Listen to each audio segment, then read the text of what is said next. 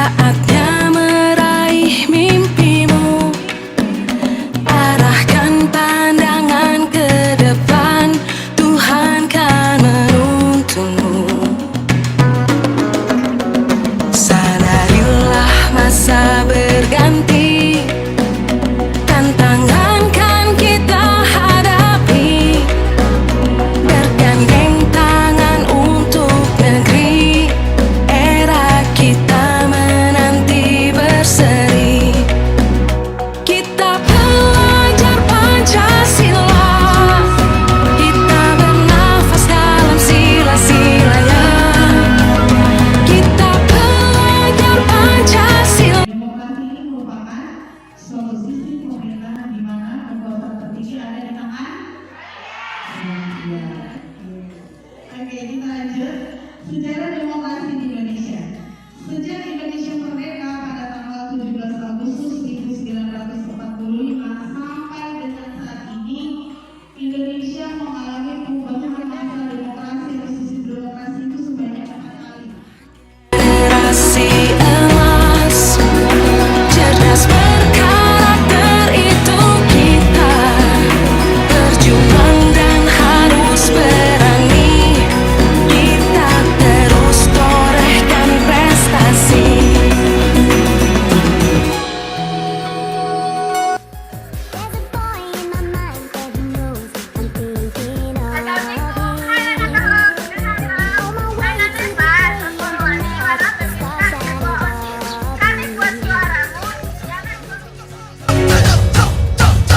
Kita belajar Pancasila, kita bernafas dalam sila-silanya. Kita belajar Pancasila, ayo kita jaga untuk Indonesia.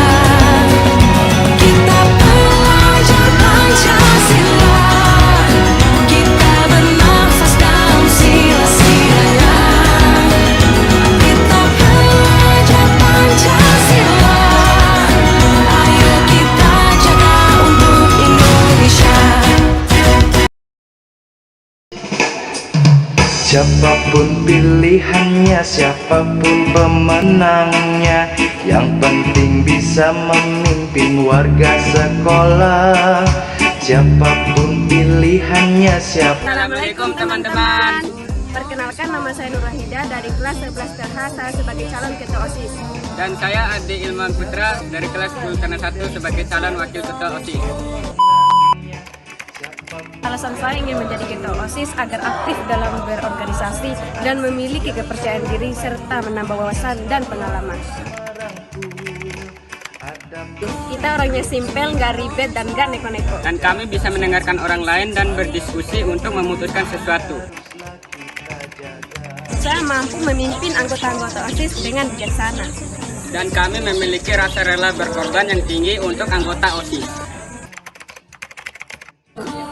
Pastinya sedih dan kecewa. Tapi kami berharap teman-teman yang terpilih menjadi ketua OSIS menjalankan program-program OSIS sebaik-baik mungkin dan memberikan contoh pada teman-teman yang lain. Niat mata tahu hanya warak araim pak dan rae bara niat nenek. Niat yang baik hanya ada pada pemimpin yang baik, dan saya memiliki niat tersebut. Sekian wawancara singkat dari kami. Kami tidak ada pantun nih. Iya, ayo dicakep. Angin kencang di atas menara. Cakep. Makan roti pakai mentega. Saya jamin rakyat SMKPP sejahtera. Jangan lupa pilih nomor 3. Siapapun pilihannya, siapapun pemenangnya, yang penting bisa memimpin warga sekolah. Siapapun pilihannya, siapapun pemimpinnya, yang penting adil pada warga sekolah. Siapapun kandidatnya, siapapun pemenangnya, siapapun yang terpilih, kita tetap saudara. Yang kalah mendukung, yang menang merangkul. Ada pemilihan haruslah kita jaga.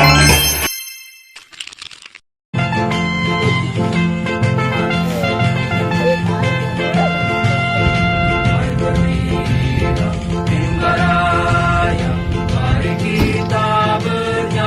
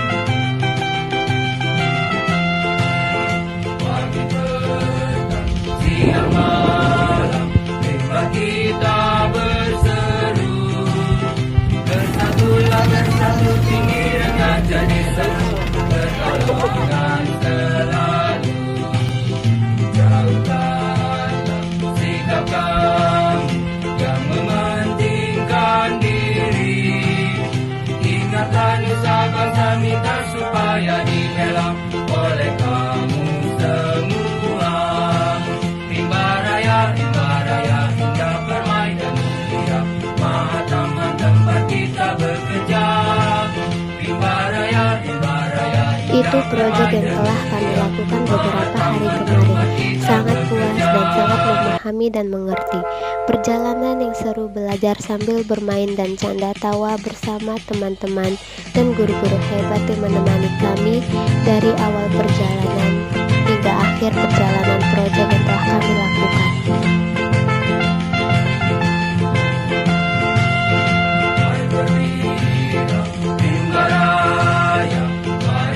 Foto-foto ini akan menjadi kenangan betapa hebatnya guru-guru ini membimbing hingga kami memahami yang telah kami pelajari dari awal sampai akhir proyek yang kami lakukan.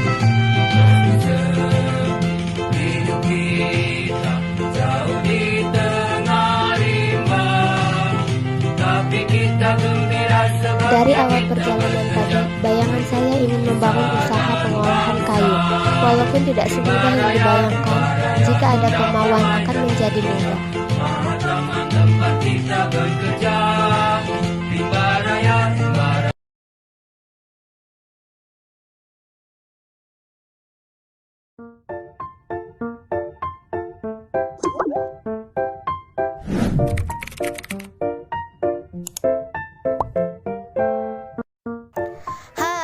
Assalamualaikum warahmatullahi wabarakatuh.